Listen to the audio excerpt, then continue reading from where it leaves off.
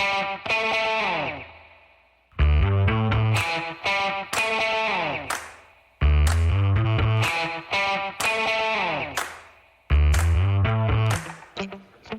folks. Welcome to another episode of Film Study. This is Ken McCusick, and it's time for the first regular season show of the 2024 season, talking about the defense. We're doing it with our friend, Coach Derek of All 22 Films. Coach, how you doing? Good, man. Good. It was a late night last night, of course, and it's going to be another one tonight, which is fun. Last night, not as much fun, obviously, because we didn't get the win, and it was an unusual game all the way around. Yeah, because there's something for me that's very cathartic about watching the film, calms me down. I'm like any other fan. I'm screaming at the TV set as this game's going on, and there was a lot of profanity-worthy activity on that field during the game. And at the end, when I'm analyzing the game, going through the offensive line scoring and whatnot, it just kind of forces you to settle down a little bit. And 100%. Yeah, 100%. Absolutely agree. You a little sobering, and you find where you're like, okay, where I felt -7 or -12, I'm actually -2 or -3. Mm-hmm. And in some cases, with Lamar, which isn't the point of the show, where I felt where I felt +5, I'm like, this is +15 or +50. With some of the things that we were able to get done. So no, I totally agree. It kind of centers you a little bit. I'm still, as far as defensively from a rewatch standpoint, I'm still mid to late third quarter with that. But I've certainly put out because of the show and your query or request to have me on. I solely focused on defense on my channel today, so I could hopefully be prepared. I appreciate that, and I'm sure we'll have a lot of fun. And your level of almost not prepared is just a fantastic level. Always worth talking football with you. Let's talk about the game, get right to it, and talk about, the difficulty now that the Ravens have had with Mahomes in 6 outings against him. They really haven't found any kind of secret formula that really works. But there are a lot of things they found out that they can't do with Mahomes, and they've been burned, multiple times in terms of, excessive blitzing, allowing him to make hot reads, because he'll do that as effectively as anyone in the National Football League, or maybe ever in the National Football League. He's all the things you could do at him, to throw scheme at him and throw numbers at him in terms of pressure, even to throw more complex looks in the secondary, I felt have been challenging at best. Yeah, no, I mean, I totally agree with that. He's one of those guys that certainly we see the outcome. We see the output, We don't know what the input is in terms of, was it a choice play for him? How many plays do they have called? Mm-hmm. We got a lot of audio last night, odd, even, but those words were late. So there were not some of those words, I believe, are him changing particular routes, possibly to guys that are within earshot mm-hmm. for him. If they were called earlier, I think he would be communicating with the offensive line with certain words. So I think with him and all, so many quarterbacks at the NFL level, I think you've got some things being changed late, as in, as in -2 for the snap, meaning 2 seconds before the snap, that the offensive line doesn't need to know, but he's communicated it to someone. And those words could be related. Odd could be 7 or could be 11, obviously, but next week it might not be odd and even. So the calls are going to be different, but they're going to be consistent in a way that the players can hear them. And so he's definitely one of those guys that I think changes things pre-snap based on slight coverage shows or what it looks like from you. I thought we were very reactionary, but with one of your questions that you emailed me, or thoughts, slow with our reactions. Mm-hmm. In my opinion, I did not think we played fast. There's multiple guys who we rely on who play fast, and we've got film of them playing fast over the course of their career that did not do so last night. It doesn't mean they're not good players. It doesn't mean they're not going to make plays for us, consistently. But last night we looked slow, for lack of a better word, in my opinion. I said this in my reaction video and a little bit in one of the film studies that I put out today. I thought that we looked like we had 2 different defensive performance levels. In between the 20s, we got shredded. When he got down into the red zone, or maybe the 15, inside the 15, it looked like to me we weren't as scared. And so when I say scared, I mean a level of fear about being beaten deep or over the top. Mm-hmm. In between the 20s, to me, it looked like we were more – this is a generic observation, but it looked like we were more so concerned about possibly giving up bigger plays at times. I mean, at the third level, such that we were allowing things underneath and in front of us. And once we had less field to defend from a vertical standpoint, we were willing to be a little bit more aggressive and challenge. And I feel like that's maybe why we were a little bit better inside the red zone and we're able to hold them to field goals a couple of times. Now, if we go back to the 2007 Patriots, the highest scoring team of all time, they had that reputation. It was backed up by amazing statistics in terms of the percentage of times they moved from their own 20 all the way down the field for a touchdown. Okay. What that would tell you from an analytics standpoint is you better steal possessions whenever you have a reasonable chance to do it, which means go for it more on fourth down, because it doesn't really matter if you give them the ball at the 20 or the 50. It's not a big difference. Now, everything we've thought of traditionally about average quarterbacks would tell us there's a much greater chance of scoring from the 50 than there is for the 20. It's just certain quarterbacks, it doesn't really matter all that much. It's a couple extra plays for them to get to midfield, and then they have a big advantage relative to an average quarterback from that point in. It really does change the nature of the game in terms of how often you need to go for it against a team like this. Yeah, no, I mean, I agree. I think I'm not too fired up about the decision to go for it on 4th and 3. I really don't like the play call. Having said that, I understand that it's a different dynamic. I think the thing that concerned me with the way that we have defended them is I don't see, especially last night, and this is not going to sound great, I do not see evidence of a lot of communication pre-snap on our end that matches Mahomes and some of their communication pre-snap on their offense. And you may say, well, that's a high standard. Well, it's the NFL. They're getting paid. Our guys are getting paid to do this, and we're certainly spent a lot of money on defense, and we would expect those guys to do that. If they can't, we've got problems. I'm not saying that we have problems on a week by week basis. My point is, if you think back on when we had Ray Lewis and some of the pre-snap communication that was obvious to us based upon formation and some of the checks that other guys did, I did not see commensurate checks and little things being done like that by us last night. And I thought it showed. I thought Mahomes was gathering intel up till right at the point of the snap or 1.5 seconds, maybe 2 seconds before the snap. I thought our guys got the play call from Zach Orr or in this case, Roquan Smith, and that was it. I'm not going to disagree with you on the communication, but I will say a lot of the things that happen on the field, they don't really have anything to do with communication. They have to do with the Mahomes finding the matchup that extraordinarily favors the Chiefs player. And that's frankly, I think what's been a lot of what's driven it. If you look at all the pick and rub success they had last night, you can communicate a lot about that. But if it's a combination of a choice where one guy's going to get free and they have several different ways to run it and they can motion somebody to the outside, as they did on the one play where they came back, I believe it was to Rice across on a shallow cross that Roquan Smith didn't have a chance in hell to cover. If all of their slants, they can match up against a linebacker pretty much whenever they want to. Simpson did get one PD on a slant. Nobody else did a damn thing against the slants. Harrison was close. Harrison was close on the last one that he saw, pretty much about the same spot on the field as Simpson's PD, which was slick. That was cool to see Simpson with that play, the PD that Mahomes caught. He was pretty active, and so that was fun to watch. But no, I mean, I agree. Look, and some Chiefs fans did not like me saying this. The Chiefs offense under Andy Reid and Patrick Mahomes benefits from pick rub concepts and schemed up pass plays more than any other offense in the league. Now that sounds like a shot at Patrick Mahomes. It's not. It's not. The differential between what I'm saying is, let's do it this way. Let's say the number 2 team in the NFL as far as quarterback, wide receivers, tight ends, et cetera, that benefits from pick rub concepts. Let's say they're doing so 24% of the time. In this fictitious scenario, the Chiefs are, in my opinion, at like 32, 33. It's not an egregious difference that you're saying, hey, 60% of his completions are on these easy, schemed up pick rub concepts. That's not what I'm saying, but it is a significant differential, in my opinion, between them and what I would consider to be the number 2 or 3 teams in the NFL. And no contact on anyone is what makes that incredibly easy to get done. The math doesn't work for us if we're constantly going to show him these 4 guys rushing and not change it up at all, which I thought was one of the brilliant things we did last year with Mike McDonald.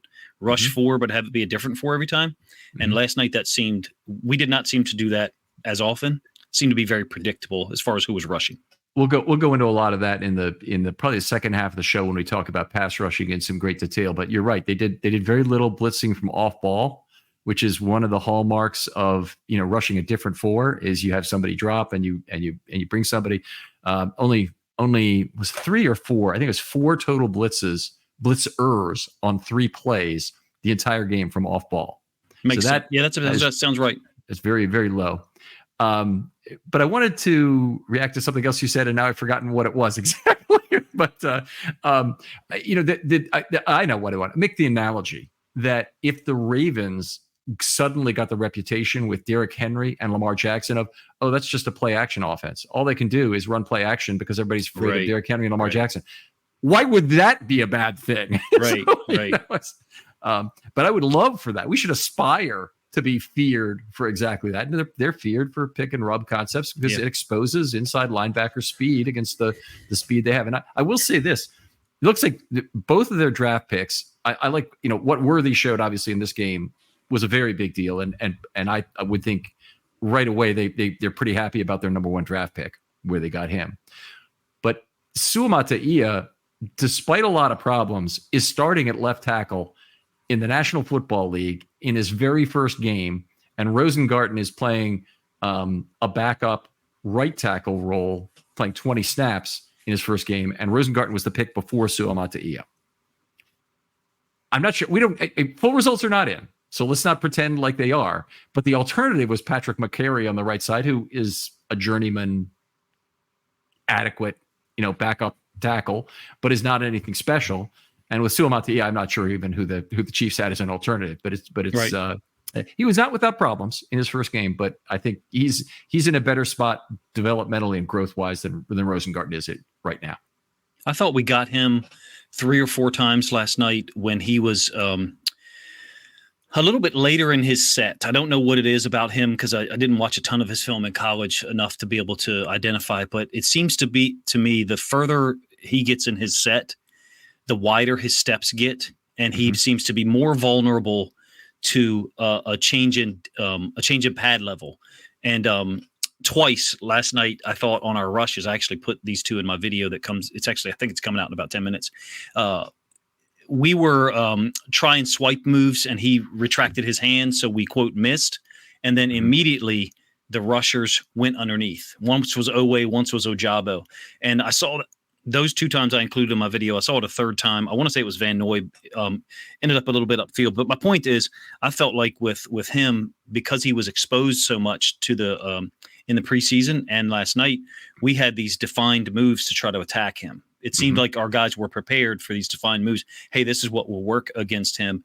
I do wonder, this is speculation, with the rotating of the tackles at times, are we providing you as a defense less intel about who the hell is in there on a series by series basis, and less reliability in terms of, okay, it's 3rd and 6. But correct me if I'm wrong. Generally, when McCarry's in on a series, he's in for that entire possession, right? There's not this element of, oh, they're subbing somebody in on third and 5, so it's a little bit less unpredictable than maybe I make it sound right there. Other than for injury, I've never seen that occur in the recent rotational offensive line play that they've changed at mid-series for anything. They might have changed once at the end of a quarter or something, but it's full series at a time. And one of the things with the rotating tackles last year was they staggered them, so we didn't have Fa'alele and McCary on the field at the same time, right? Which lends itself obviously to alternating series there. All right, let's get back. I think I'm always one that is interested in rotating players, getting players exposure, and regardless of what some of those guys, how it's turned out, like this year, rotating Fa'alele last year, I like giving them the opportunity to do that if we can. Mm-hmm. Even last night on the defensive side, we did that with JAD, and of course people have reacted and talked all day about, Malik Harrison, Simpson. I don't get into those direct player to player comparisons because on some level it's a 17-game season, and you've got to safeguard yourself over the course of that time for injury, and not let a player sit for, well, let's do it last year. Simpson sat for pretty much the entire season from a defensive standpoint, right? And we had Queen. Thankfully, Queen made it through the whole season. Were he to go down in week 10 or week 14 or whatever, we'd have to throw Simpson in there with less available plays on film to evaluate from last. I'm talking about last year. So I'm a fan of the rotation, to be honest with you. As it relates to the offensive line, it's certainly an anomaly, though, in the NFL to do that. Yeah, and you generally have a 4-game advanced scouting window that most NFL teams use, so they would be seeing a fair number of plays. Now you don't see 4 games, obviously. If they're rotating, maybe you see 2.5 and 1.5 for 2 players that are out there. But I'd be hard pressed to find an advantage on that. I think it's more you could derive an advantage from the other team not knowing what a player like Malik Harrison or Tavius Robinson can do on early downs in the base defense, because you only see that 10 times a game maybe. It's to me, offensive line play, and this is why I love scoring it, is such a hits per at bat kind of profession that you really have to get entirely to rate. The people who want to look at one particular play and project that those traits mean something in a larger context, I don't have the greatest deal of respect for, honestly. Yeah, I can't identify with that. Agreed. Yeah. Across pretty much all, but offensive and defensive line, totally. Inside linebacker as well. No, I'm tracking that. I totally agree. Okay. All right, let's move on. We got a lot to talk about here, so I don't want to shortchange this. And I know we're headed for 2.5 hours here, so we'll try and get going. This was a game where the Chiefs rolled up certainly a ton of yak. Their inside linebackers got picked on tremendously as a group. But what's your feeling on whether or not after this game, do you draw a lot of portent? Do you have a lot of concern for the inside linebackers the rest of the season in terms of their performance versus other teams after we saw what was frankly them getting picked apart pretty badly? The safeties also, frankly, in this game. I mean, I don't like a couple of things. My first one, I think I always tend to react in a protective manner towards young people, because I'm old at this point. Mm-hmm. And so for me, like I would say, I'm not overly upset with Malik Harrison or Roquan Smith or Trenton Simpson. I would say to you as a fan, if you're upset about it, you should be upset at the person who's responsible for putting them in that position. And that would be Zach Orr and the defensive staff. So I hold no anger or frustration at those guys being put in that position, because if you're talking about 3 being a wide receiver, meaning there's 3 receivers to one side, whether it's empty or trips, and number 3 is a receiver and number 2 is a tight end. Show me how many run concepts there are out of that look, number 1. Number 2, show me how many times that number 3 is within 2 to 2.5 yards of the tackle. So what I mean is, and there will be some pushback from people in their listeners or maybe even you on this, one of the things the Cincinnati Bengals did a fantastic job of over a 2 to 2.5 year period against the Chiefs was be willing to rush 3+1, number 1. Number 2, be willing to help out their inside linebackers with leverage. And so last night, some of those routes that we saw win to the inside generally, there was oftentimes a little outside hedge by Rashee Rice. And sometimes it was a what I call a China in. Some people call it a whip route. Ends up, looking like a slant at times. And it's because, in my opinion, those guys don't have leverage to the outside, meaning if number 2 runs vertical, whoever number 2 is, someone is running off with them. So if 3, which in this case is Rashee Rice, runs like a little out, the inside linebacker kind of had to run with that from an inside out standpoint. So therefore that little inside out hedge, that little outside step that then crosses their face gets them stepping to the outside and beats them across their face, because in my opinion, they don't have leverage help to the outside. And in 2 of those situations last night, that's kind of what I saw. Not the first one that's completed to, I believe it's Pacheco in the left flats, and Malik Harrison just comes up and, misses the tackle. Mm-hmm. There is a lot of space there, though, guys. I mean, there is a lot of space there for Pacheco. And show me the guys who play on our team with Pacheco in that much space. Was there 8 yards space to either side? Right. I'm going to say there was at least 6. I mean, to either side, meaning a 2-way go. I don't know who we have other than Kyle Hamilton that's going to just flat make that tackle right where it was. But, Malik missed, and it's a rough matchup. Well, Hamilton missed 3 tackles in this game, of course, which wasn't really good. It was a bad night for him. But yeah, he played poorly. the analogy that I would make to what you just said about the chance to make an open field tackle is it's much more comparable to making a special teams tackle where you're trying to go down the field. And if you look at special teams missed tackle rates, they're far higher. They're 30 to 50%.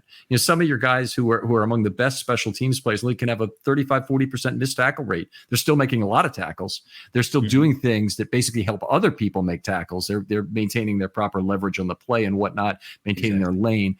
But that's the nature of space, is it causes missed tackles all by itself, or it allows for missed tackles. 100%. If those guys aren't supported from a leverage standpoint, then you're going, and they have, meaning Rashee Rice or whoever has a two-way go, you're in trouble, especially at this level, you're in trouble.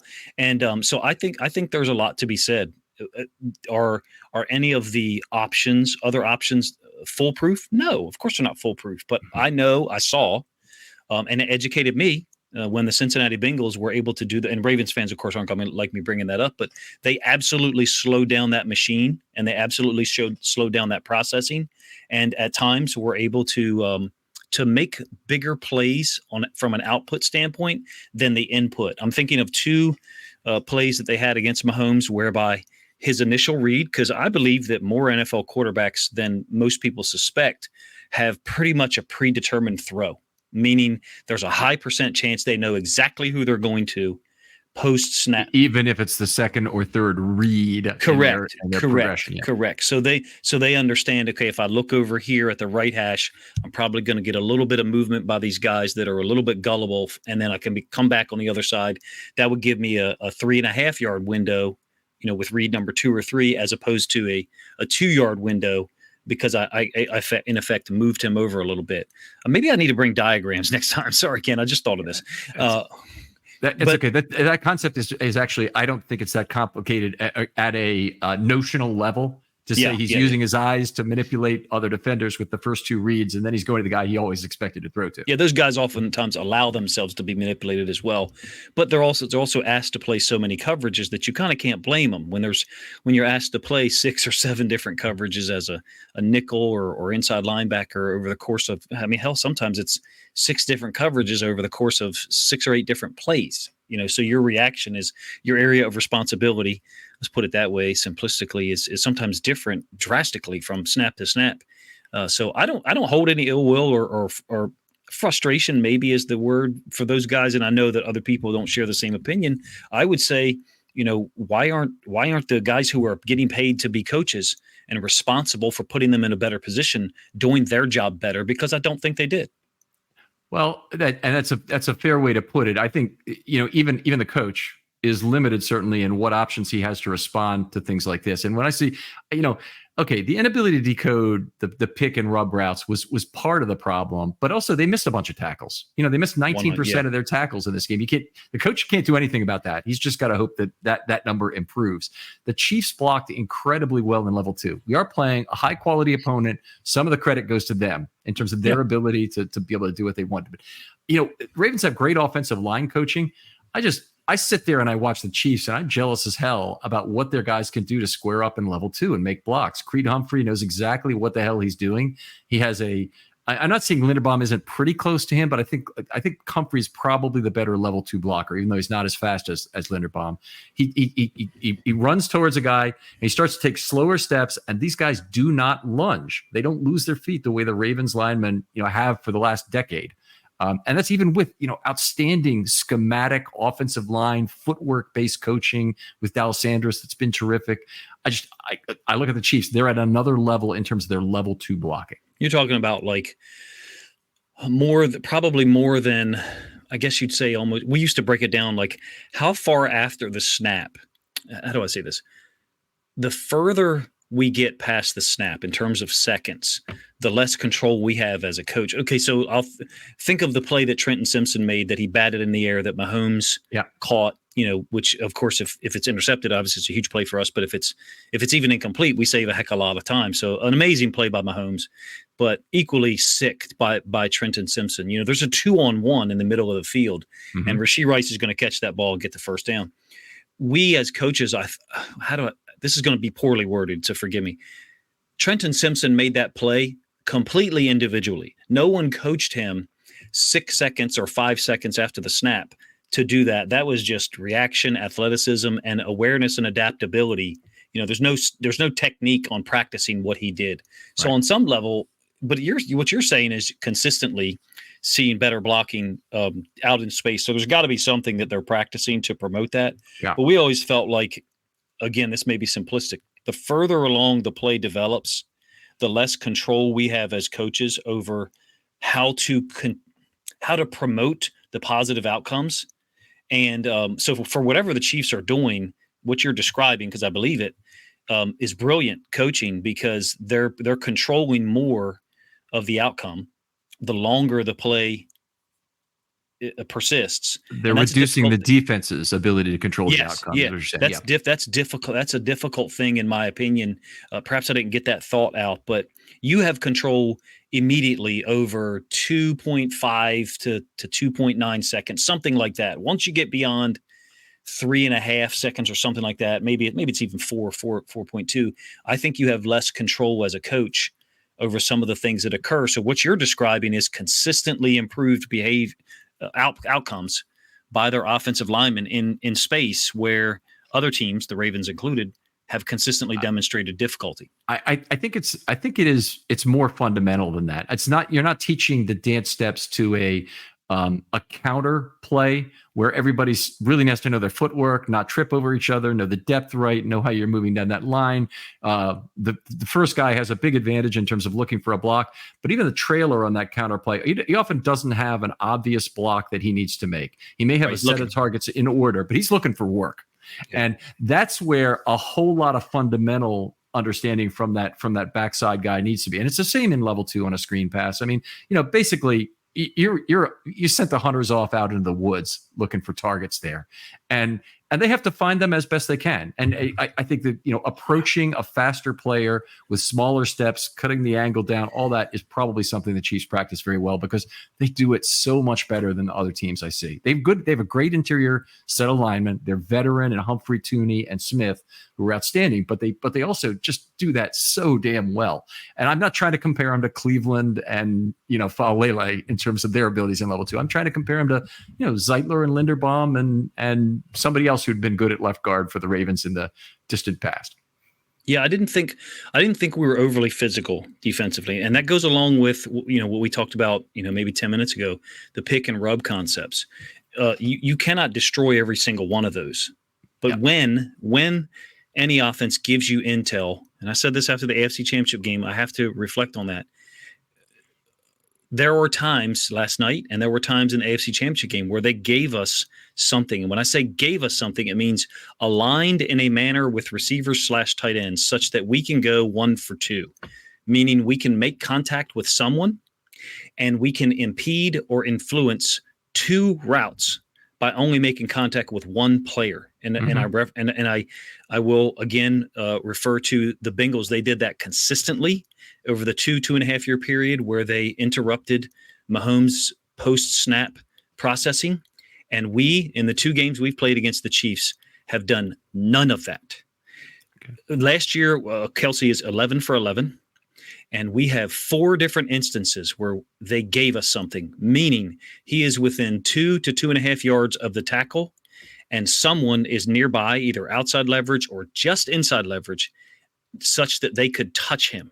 And we never did it. And last night we had the same thing. I'm not saying that, this is all you have to do, but if you can impede his processing 0.2 seconds or 0.3, you have given other guys opportunities to make plays. I would say that is coaching and preparation for the specific threat that you have. And Ravens fans won't like this. In my opinion, I didn't see any of that last night. Let me rephrase that. I didn't see much. And that should be our expectation level. You're saying that should be our expectation level for the near future for Zach Orr. You're saying, really, the entire staff, because the reality is we lost a great defensive staff. It ain't all on Zach Orr's shoulders. There's a lot of guys that were great coaches that are now defensive coordinators, or they've moved on in their position coaches. So we retained Chuck Smith, we retained Zach Orr, promoted him as well, and so we lost a lot of guys. In my opinion, that's where we've got to get. We are not there yet as it relates to the Chiefs. Maybe 4 months from now, maybe we can be. but we've got to play a different brand of defense with when they give us something. If they don't give us anything, meaning everyone is distended from the tackle, further than 4 yards out from the tackle, and number 3 is or is not a receiver, meaning the third receiver in from the sideline, they haven't given us anything. So we can't take anything. In that case, we're probably operating in a 50-50 proposition, or maybe a 40-60 in Mahomes' favor. But when they give us something and we can switch that dynamic to 60-40, we've got to take it. And so far, we have not been physical post-snap with the Kansas City Chiefs at all. What you described here, if the possibility of influencing one route with one hit, or sorry, 2 routes with one hit that you would make, one physical contact, and it could be like, it won't be as dramatic necessarily as Hines Ward coming across the middle and getting knocked down by Jarrett Johnson, but it could be something where just contact or forces to move around or whatnot. But it's the opposite. The defense is imposing essentially a reverse pick or rub on that receiving group, and you can influence. Yes, no, Ken, you described it extremely well, and I think part of it is related to, and I expect some of your listeners to provide pushback on this, and that's fine. What is the return on consistently lining up with 4 and bringing those same 4? What is the return on that investment? I think when you're facing Mahomes and this Chiefs offense as it stands right now, the return on that is low. It doesn't mean that magically bringing a different 4 is going to work, but I think there are times where you have to start thinking about rushing a different 4, which Mike McDonald and the Ravens did brilliantly last year, right? And we all remember it as being so amazing because it was, but we saw a very different defense last night. To me, we looked very vanilla from a rush standpoint, even though we had some wins. We had some wins. Again, I've got a video coming out pretty much right now that displays some of that. Also a 3+1, meaning a delayed 4th man rusher whose job it is to impede or get hands on someone and then rush. And that people will say, well, 3-man rush doesn't work in the NFL. Go back and watch the Bengals against the Chiefs in consecutive AFC Championship games and consecutive regular season games. I have it at 21 different 3-man rushes. Now, some of them are 3+1. So there's a 3 and then a late 4th whose job it is to jam and then rush. It's, guys like Hubbard, Trey Hendrickson and others. And we have guys who Calvin, he got hurt last night, but he's perfectly suited to do that. He did that with the Patriots, for years. And so in my opinion, we were very vanilla. Maybe that was intentional, but I thought we were reactionary, vanilla, and not physical last night. And I don't think it's wrong for us to point that out, even though we're all huge fans of Zach Orr's story and where we are. And we got 16 games left. I think we're going to get better. But as far as last night's film, defensively for me, we got a long ways to go in between the 20s. All right. Well, fair enough. That is one of the questions is how much do we take from this as being it's Patrick Mahomes. It's him picking on our weakest players, which is going to be the biggest mismatches they have. I think that is some of it, but I think there's other issues involved too, and we'll see how this plays out. We got to keep this moving along at a little faster pace here, so I'm going to move on. The one thing I was very upset by was Brent Urban being sat for this game. I never want to go in an NFL game with 4 defensive linemen. Even if you're playing 2 every play, it's a rotational position. The Ravens have never had guys who played a huge number of snaps there, not in the last 15 years anyway. It's something that just bothers me incredibly that we'd go into that. And I really don't get why having an extra special teams player, and there are multiple guys that they left active, Holman, Ross, and guys at the end of the roster, Kane. I mean, all these things are primarily probably get an advantage on the new kickoff. Yeah, they'll be involved in some punt plays, but Urban is a hell of a kick blocker, and you took him off the roster. Yeah, who do you trust more out of those players you listed? It's Brent Urban. It's Brent Urban, number 1. Number 2, I love what the Chiefs did with the quote dynamic kickoff. They totally destroyed it, and I thought it was hilarious to watch because it was one of my first reactions was if we have a great defense, which they do, although I thought by the end of the game we had them. Our offense had them. If we have a great defense, I'm just going to kick it in the end zone and we're going to play defense from the -30. And I expect the NFL to address that at some point, being the, huge monopoly that it is, and not admit that they were wrong, because that's what good teams are going to do. I agree with you on Brent Urban. I would have preferred to have him active. There was 2 situations where I believe both of them was Broderick Washington, ended up in little like a tight 5 technique to the boundary and was left unblocked in some space, and people were able to navigate that. I think he He might have missed the been tackle Mahomes. on Mahomes on a roll right. Yeah, that's the play. Yeah. So, in my opinion, I would suspect that whatever the defensive position is called, that ends up with an interior lineman, general interior lineman, uncovered on the end. Yeah, uncovered on the end. That would have been Brent Urban's position. So I do think there's something to be said for that. I trust him. I think the Ravens staff obviously trusts him. So that was surprising to me. So I agree with you, about that. The whole roster thing is so limiting anyway. So it's frustrating to discuss. Just to go back to that for a second, though, the Chiefs kicked the ball in the end zone 6 times. They gave the 30-yard line every time. The Ravens kicked to try and pooch, to try and get returns out of it, to force the returns, and the Chiefs ended up with an average starting field position of the 28.4 on the Ravens 5 kickoffs. So for 1.6 yards per kickoff and 8 yards in total, they deactivated Brent Urban for that game and suffered an incredible risk. That is just not a good risk-adjusted return on that at all. The things that can go wrong when you have 4 defensive linemen are just so significant relative to 8 yards of field position. And I don't know if the expectation was that high. I don't know if the expectation was as high as 8 yards. I think it speaks to the Chiefs' desire to control as much as they can. And in this case, you're posing zero risk to yourself by kicking into the end zone and just playing defense because you trust your defense. Somebody falls down on the kickoff, whatever. I have been out there immediately as one of the people who was not excited at all about the quote dynamic kickoff. I don't think there's anything dynamic about it at all, and I don't think there will be.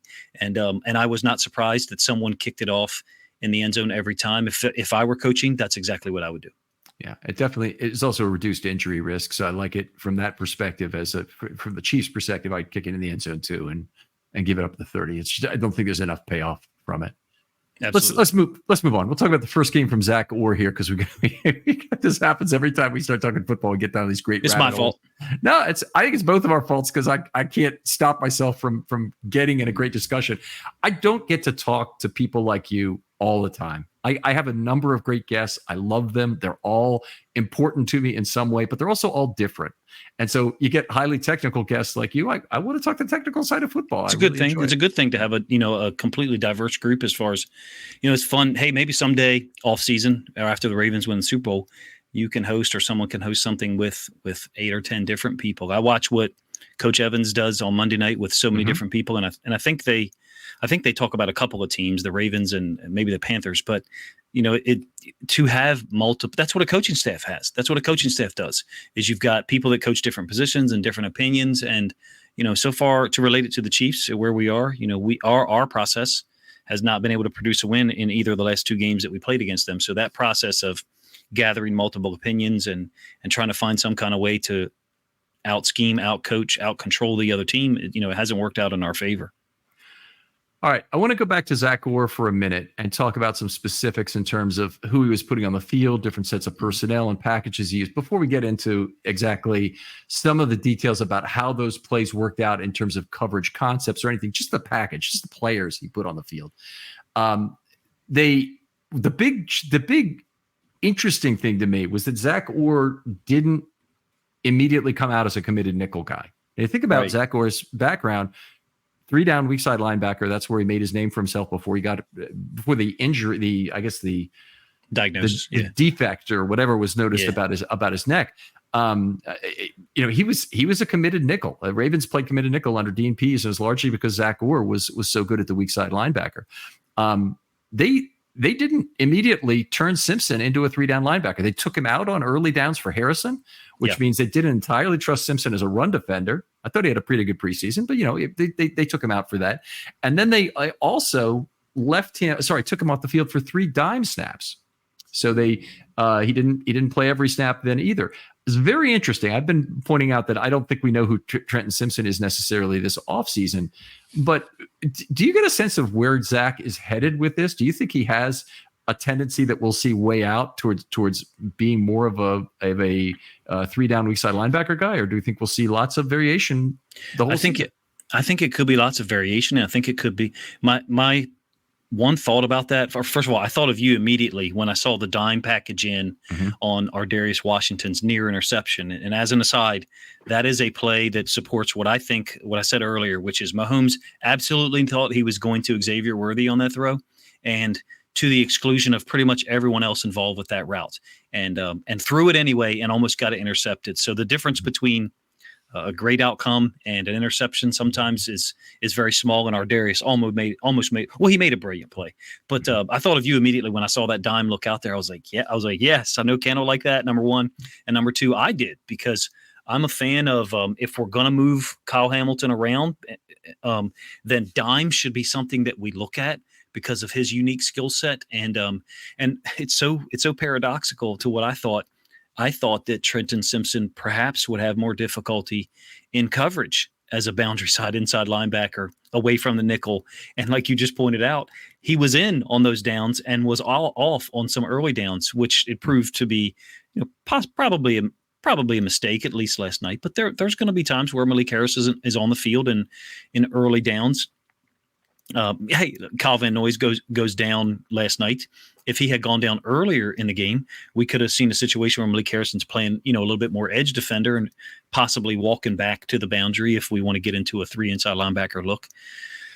So I think it'll be variable. I think we could very easily get to week 4 or 5 and we could say, hey, there's some real genius here in what Zach Orr's doing over the course of games and so far in the season, because he's presenting different looks to the offensive coordinator such that it's not reliable for you, what play call you can make. That shuffling or reshuffling of the deck between nickel, traditional nickel with perhaps Marlon Humphrey in there, and then also dime, I think it's a cool dynamic. I kind of like it.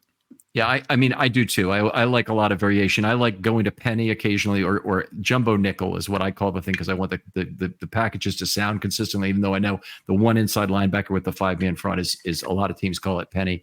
I liked moving from that back and forth from a standard nickel to a jumbo nickel occasionally, just to show a different look to the defense. I think to the offense is worth it. But in this game, the dime even wasn't the standard dime. It didn't look like it wasn't Hamilton lining up as an inside linebacker in the way it was with Levine.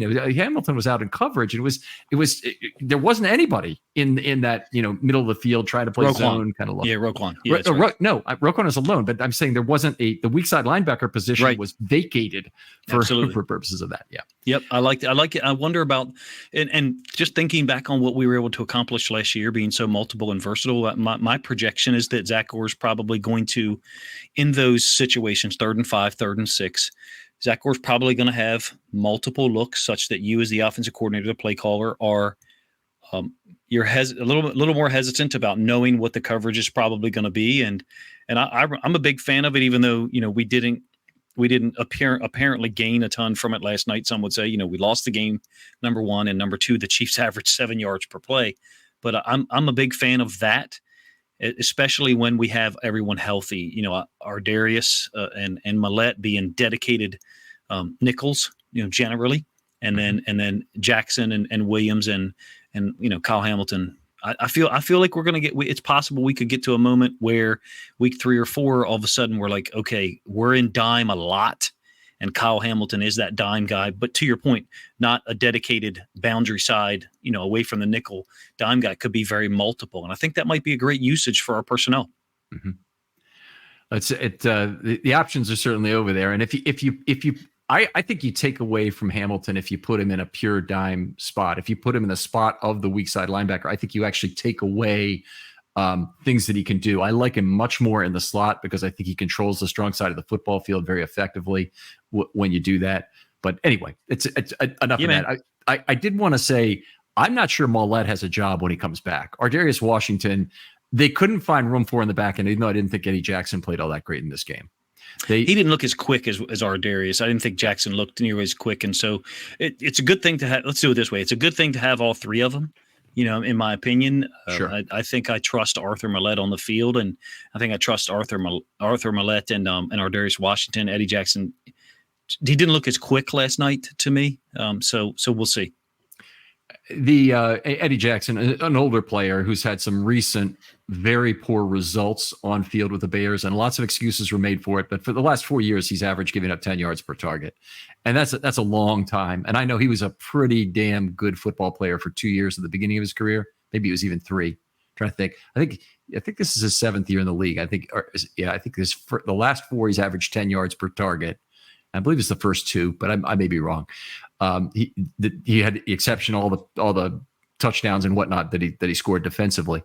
So there was questions about him coming in, but one thing about that Ravens safety room is incredibly deep in terms of what they bring, and the ability to fill in at other positions is remarkable. I mean, Ar'Darius Washington just spent the entire summer playing safety, and he's immediately the very first game the switch has been flipped, and he's strictly a slot corner again. Because that's where they need him. And they can replace the dime back from safety. They can replace the slot corner from safety. So they have injuries at inside linebacker. I think that's where they fill it from, is from that safety room. At slot corner, certainly they can fill it in the same way. And of course, they can come up and play big nickel from there as well. It's just it's rich. The guy they can't replace right now, they just don't have a guy to replace him at all, is Marcus Williams. Absolutely. They don't have another free safety on the field. Yeah, absolutely. Great play last night that he made. I mean, I know some would say, "Oh, Juju's got to catch that football." It's a great challenge. Split second late, maybe 0.3 seconds late, but he's there on the challenge and able to hold him out of the end zone. I thought to my point from earlier, I think we played better red zone defense than we did between the 20s. Yep. We looked like a team. I use basketball analogies a lot. We looked like a team from a basketball standpoint that needs to play zone and not man, because we had, and I don't mean this from a football standpoint and playing man. So don't take that anyone as a direct comparison, but we looked like basketball teams who can't play man defensively because we've got 2 or 3 matchups that are in the offense's favor. And so therefore we have to play zone. My comparison breaks down a little bit there, but being inside of the red zone in that comparison is the playing zone in basketball, where we have less space to cover and we aren't worried about the vertical threat. We looked really good there. And hey, let's be honest, that's been some Ravens defense's MOs before. Hey, you might get in the red zone or close to it, but we're going to hold you to a field goal and we're going to get enough touchdowns or maybe a turnover such that limiting you to 3 field goals instead of 2 touchdowns and a field goal is going to be the difference and help us win 23-21. So that's okay. That's an okay thing, I think, to be honest with you. In some ways, it can be an asset. Yeah, it's definitely. I understand the concept you're making. It's definitely a case where the Ravens, in compressing the field, definitely had less and appropriately less fear for what the Chiefs' big speed advantages. Their ability to get these matchups on Rice, where that require space to develop, or with Worthy. Now Worthy did score from the 21-yard line, but still, I think very effective in terms of the closer you get, the less. Anybody could have scored on that reverse. You could have been a 4-6 and score on that reverse. I don't think you needed to be a 4-2 to score on that reverse. It was wide open. It was well blocked, but again, we weren't overly physical. I didn't see where, you couldn't say after 2 or 3 possessions, wow, we are the more physical team. In fact, in our Discord, some of my guys I don't think liked it. I said, hey, I'm going to be honest with you right now. They are the more physical team. I think it was about 3 or 4 minutes into the second quarter, even though we had the first drive that was impressive and overcame the penalties. I said, they're the more physical team. They were. That flipped, I think, mid to late third quarter. You could see their defense was gassed. And one thing we used to talk about to our kids as coaches was, we only play 4 quarters, but we're going to prepare as if it's a 5-quarter game for your stamina and your ability to continue to compete. If that's a 5-quarter game, Kansas City has 4 or 5 defensive players who don't make it through the 5th quarter because they were done. They were done. The cumulative effect of what Lamar could do, scrambling, throwing the football, and designed runs, really, I thought, wore them down. Whereas our defense, in some ways, did get settled. Unfortunately, we had the blown coverage that, you can't give up scores like that against teams that can execute like the Chiefs. That blown coverage was inexcusable. Well, you can really see it from. I mean, it's really from earlier on in the game. But the Ravens had a high percentage of ample time and space opportunities in the pocket.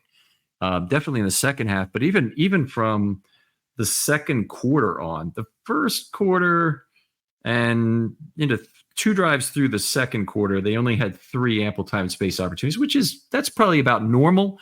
And then it really picked up, and they probably had about 35 to 45% ample time and space the rest of the game, which is our outstanding. offense? You mean our offense? Yeah. Our offense had 3-second pockets against the Chiefs' gassed defense, which is, I think, what you were describing in terms of physicality. Was those guys are not ready to keep going. Yeah, I thought that was I thought that was a big factor, and it was easy to see that happen even without Derrick Henry having a big part in this game because the Ravens won the snap count 74-50. And I'll say this: it's a damn good thing they did, because if they'd been on the other side of that 74-50, this would have been a 40-10 blowout or something, because the defensive line would have been shot. We didn't have enough guys, to your point about Brent Urban. Yeah, to your point. Yeah, no, I agree. And then there's something to be said too for, whether it's offensive line or anything, and this was an exercise that we would do occasionally against really good teams.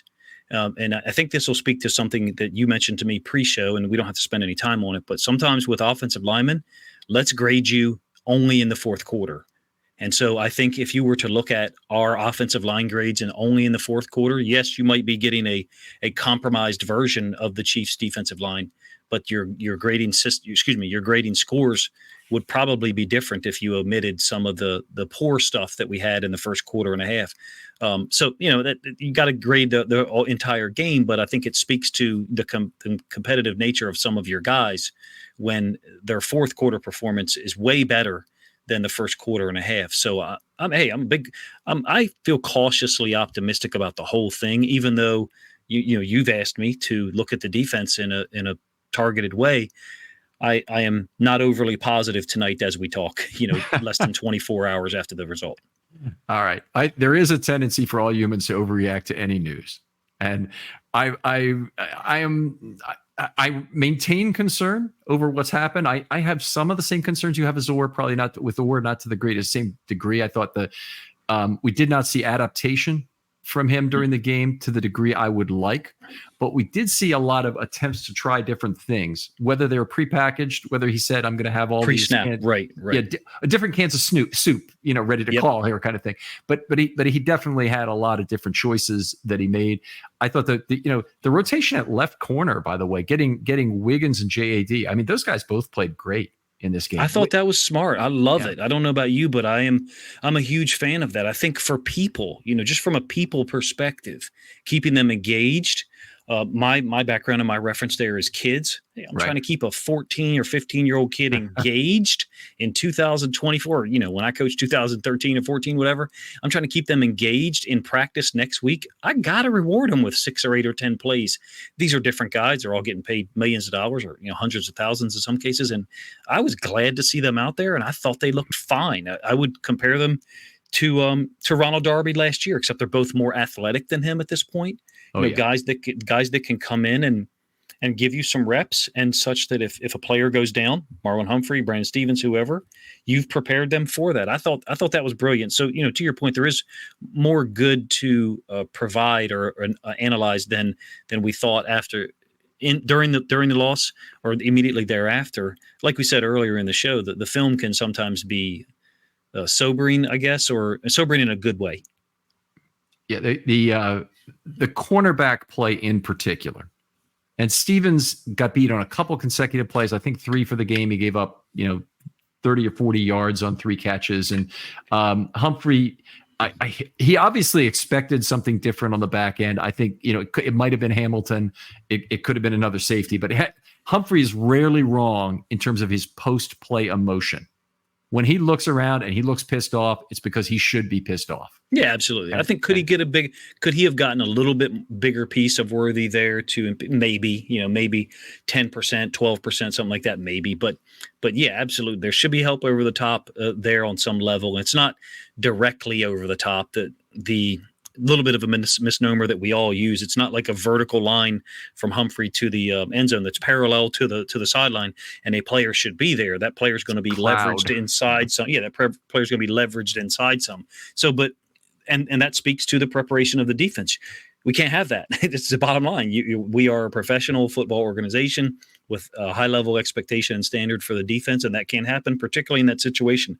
I am less impressed with Xavier Worthy than everyone else. I will tell you. I thought his reverse touchdown was one that 70% of slot receivers score on in the NFL who are in that position. Number one, and number two, that catch.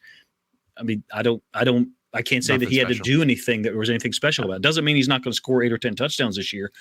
My point is, I didn't think there was anything he did organically to create those situations. The 2 times I thought I saw him in situations to quote win at the catch point, he did not. Okay, so that's Darius Washington. I'm trying to think of what the other instance was of Worthy. Ball wasn't thrown to him. I thought it was a deeper out to the right hand side. Ball wasn't thrown to him. Right. So he had 3 targets in the game, and then he had the run, of course. Okay. Well, that's certainly good. One thing you can look at is that the cornerbacks on the Ravens did a really adequate job, or better than adequate, of dealing with Worthy's speed, I thought. And Juju Smith-Schuster was not a part of this game. I don't know how many total snaps he played. Rice had a fine game by any standard, but he wasn't really torching the Ravens corners. That was more agreed. What he did was crossing, mostly was where he did a lot of damage. Yep, choice routes on the inside, isolated against inside linebackers in space, as we talked about earlier in the show. So no, I totally agree. I think I don't have excuse me, I know Mahomes was efficient from a pass. I know Mahomes was efficient from a pass perspective, completions to attempts and stuff, but I did not think that he, quote, shredded our DBs at all from our outside corners. Brandon Stevens gives up the catch to Kelsey on the 32. We should finish the sack, first of all, as from Oweh.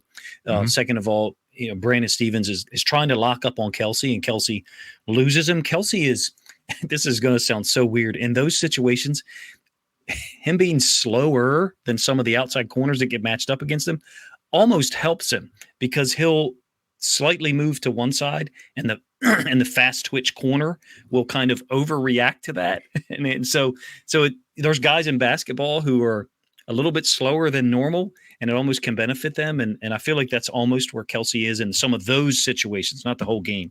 In some of those situations where the corner's back is turned to the quarterback and it's unsettled.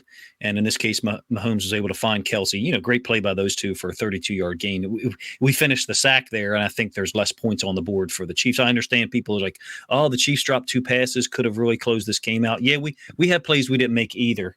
We could have intercepted the pass at the end there with Oweh. Completion to Zay Flowers. Exactly. We have drop. So, there's things on both sides.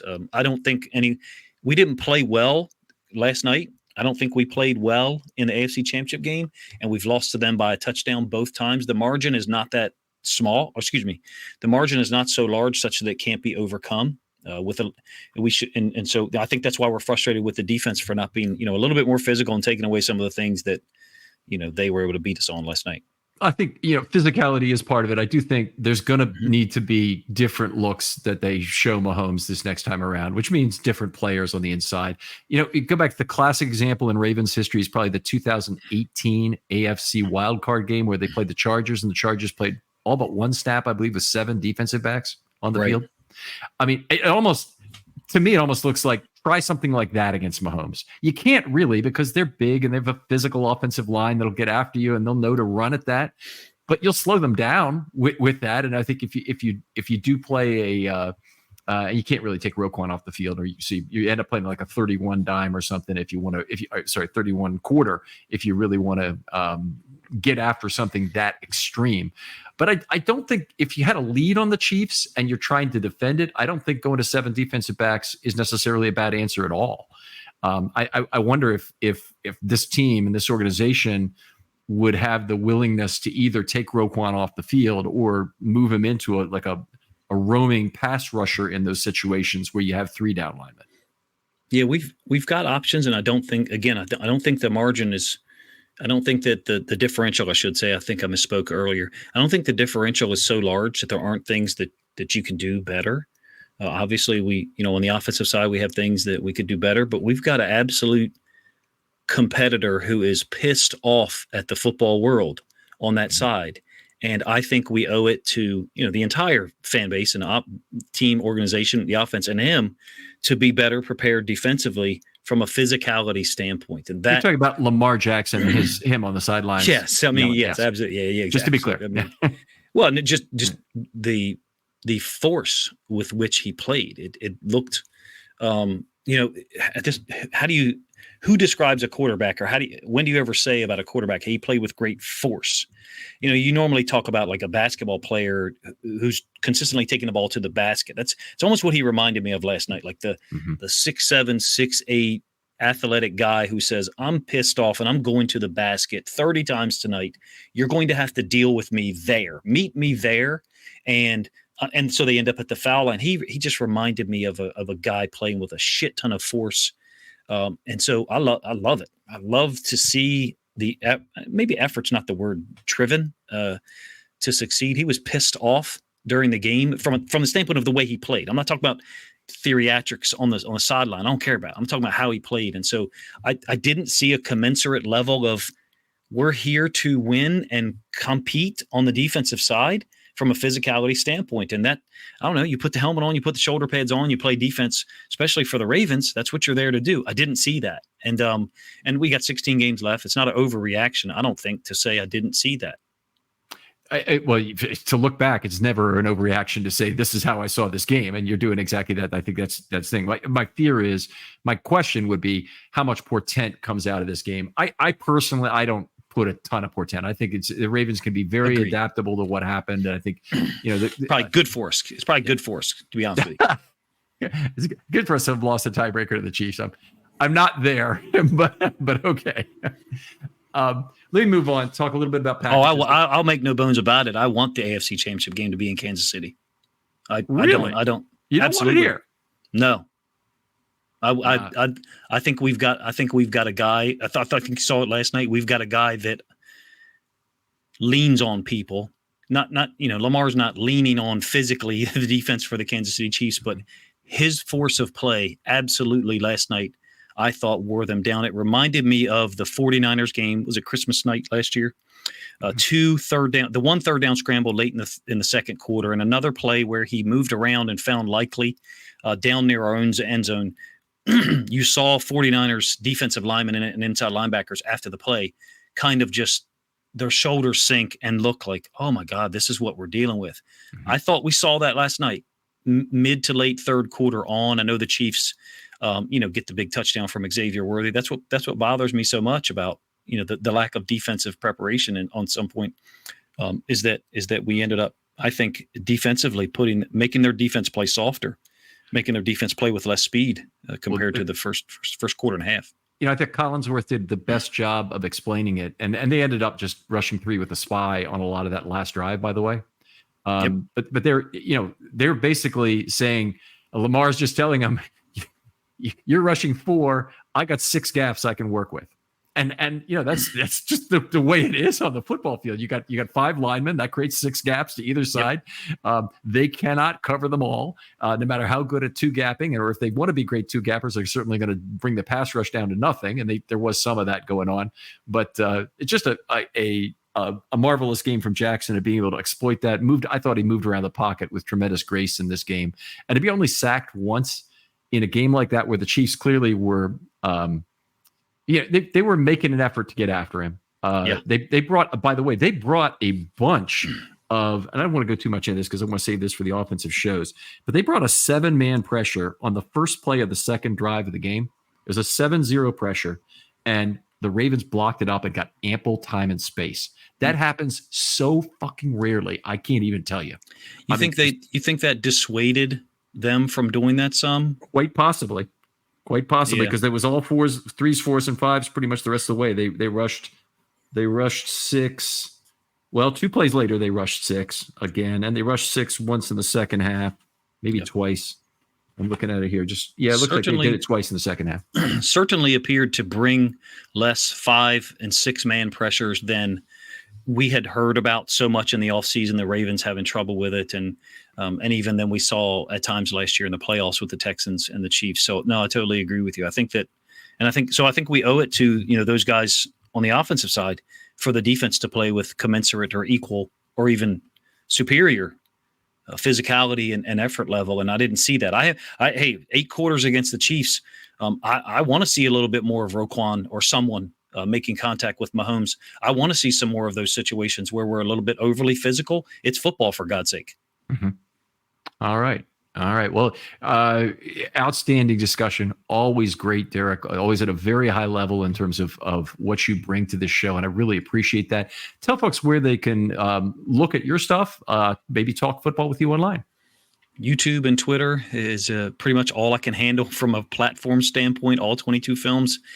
Twitter is try to X. I guess at this point, I'm trying to put content out there when I can. NFL related, generally Ravens, some Lions, some college football, and then we do have a Discord related to my Patreon. Not to necessarily give myself a shout out, but that is something that's a protected community for Ravens fans, such that they don't have to deal with trolls, and we can interact in a way that is direct and absent fear of someone quote tweeting you, how ridiculous you look for making this statement in week 1 or week 2 and bringing it back. So it's a protected community. And I rely on that, to be honest with you, to stay sane as far as reading football. And to be honest with you, from a selfish standpoint, those guys and gals who